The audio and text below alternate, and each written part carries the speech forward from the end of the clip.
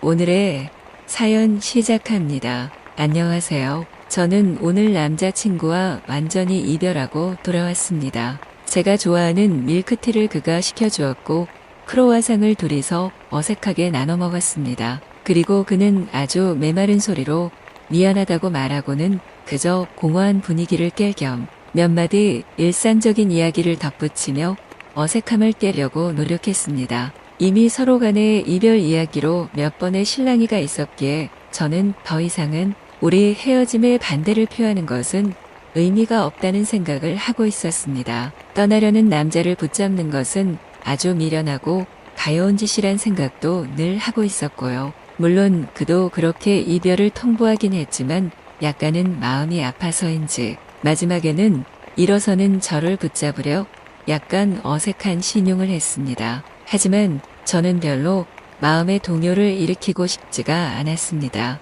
그래서 그대로 돌아서서 뒤도 안 돌아보고 밥비 가게를 빠져나왔습니다. 우리는 4년을 사랑했고 서서히 그 사랑이 식어갔습니다. 행복했던 순간은 무수히 많았지만 그것이 끝까지 이어지지 못했던 것이죠. 택배기사가 방호 씨를 잘못 보고 그의 집 앞에 제 택배를 두고 갔고 덕분에 그는 그 저녁에 저의 집 초인종을 눌렀고 우리의 첫 만남이 시작되었습니다. 그런 사소한 인연이 아주 설레고 아름답단 생각에 이후를 생각 못한 것이 어쩌면 우리의 실수였는지도 모르겠습니다. 물론 만나는 동안은 더없이 행복했습니다. 첫 만남 이후로는 동네 인근에서 서로 자주 부딪히면서 얼굴을 익혀갔고 어느 날은 저 혼자 산책을 좀 멀리까지 갔는데 거기서도 그를 마주쳐버렸습니다. 저는 너무 난감하기도 하고 한편으로는 조금쯤은 반가워서 인사를 했습니다. 그 역시도 놀라는 눈치였고 근처 편의점에서 음료를 사올 테니 같이 마시겠냐 하더니 냉큼 사가지고 왔습니다. 우리는 아이들이나 타는 그네에 앉아서 제가 좋아하는 밀크티를 마시며 이런저런 이야기를 나누었습니다. 그는 자신이 프리랜서 일러스트레이터라고 했습니다. 집에 있는 시간이 많다 보니 온갖 종류의 배달물들, 구청에서 나온 공무원의 방문 등이 그의 차지가 돼 버린 점도 있다고 했습니다. 저 역시 집에서 일하는 재택근무자인데 그와는 전혀 모르고 지낸 것이 이상하다 하면서 웃었습니다. 이후로 우리는 동네에서 자주 만났고 같이 밥을 먹고 술도 마시고 공원에서 이야기도 많이 나눴습니다. 1인 가구가 많은 시대다 보니 아무도 우리의 일상에 관심 가지지 않았고 사는 것이 다들 바쁘다 보니 몇 호에 누구랑 누가 어디서 같이 걷고 있더라 하는 이야기를 하는 자는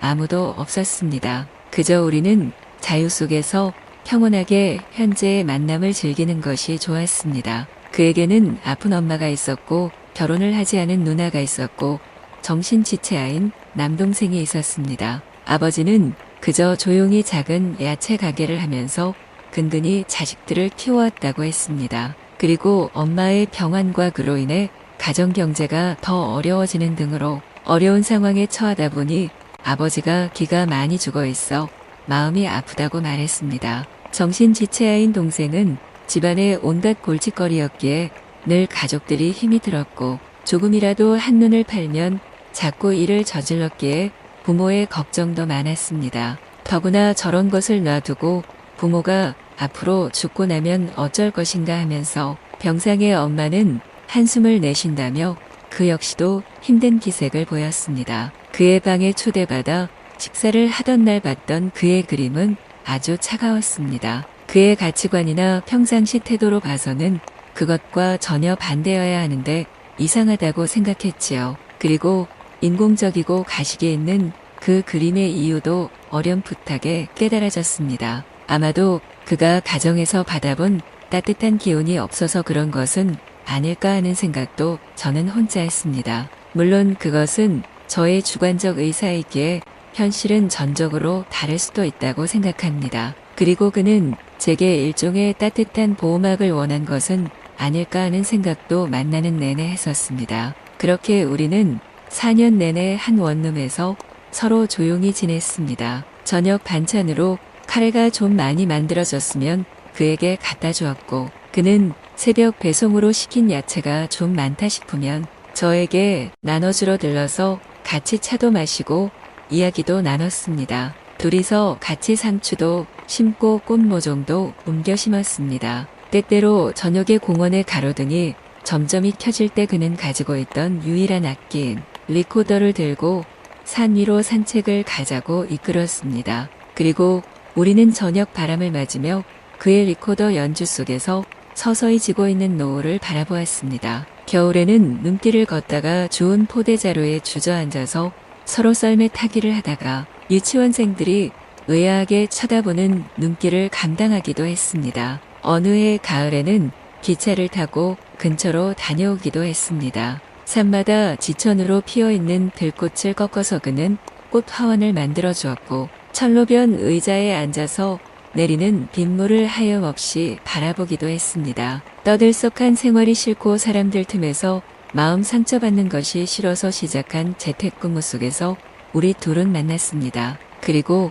공통의 감정을 가진 채 아무 간섭 없이 그저 일상 안에서 삶의 여유를 끌어올리는 방법을 서로 실천한 것입니다. 많은 것들이 소소하게 우리의 4년간을 에워쌌고, 둘이서 특별한 여행이나 즐거운 외출 같은 것은 많이 하지 않았지만 추억은 잔잔하게 남았습니다. 그리고 그의 그림이 점점 따뜻한 온기로 가득 차기 시작한 것도 그 4년간의 변화 중 하나였습니다. 그리고 이제 저는 그 원룸을 떠나갑니다. 마침 계약 기간도 다 된 참이고 그와도 완전히 이별로 종지부를 찍었으니 더는 그 집에 대한 미련은 없습니다. 그의 어머니는 4년 사이에 퇴원을 하셨지만 아직은 몸이 많이 안 좋으십니다. 누나는 시집을 갔고 정신지체아 동생은 아직도 그저 세월의 흐름도 모른 채 그렇게 살아가고 있습니다. 아버지는 야채 가게에 앉아서 무료한 하루를 여한 없이 보내고 계시고요. 세상은 꼭 드라마틱한 변화만이 인간 삶의 정점인 듯이 이야기하지만 우리는 그러한 잔잔한 일상 안에서 문득 건져 올린 하나의 번뜩임을 잊고 사는지도 모릅니다. 그리고 저는 그와 함께 한 4년의 시간이 오롯이 일상의 연장이었지만 이전보다 외롭지가 않았고 누군가와 항상 함께하는 느낌이 들었던 유일한 시기였습니다. 앞으로 살아갈 또 다른 집을 찾아서 저는 곧 이사를 갑니다. 이번에는 어떤 사람이 있는 집일지, 그 안에서 누군가와 저의 인연이 맺어질지 그런 것을 미리 예측할 수는 없습니다. 하지만 세상 모든 것은 생각지 못하는 사이에 만들어지는 것이고 그것이 진실인지 거짓인지는 스스로 판단하는 것이리라 생각합니다. 그저 내 삶의 침범자 없이 조용히 누군가를 만나서 감정의 교류를 나누었다는 것, 그것 하나만으로 저는 지난 시간들이 충분히 제 역할을 했다고 생각합니다.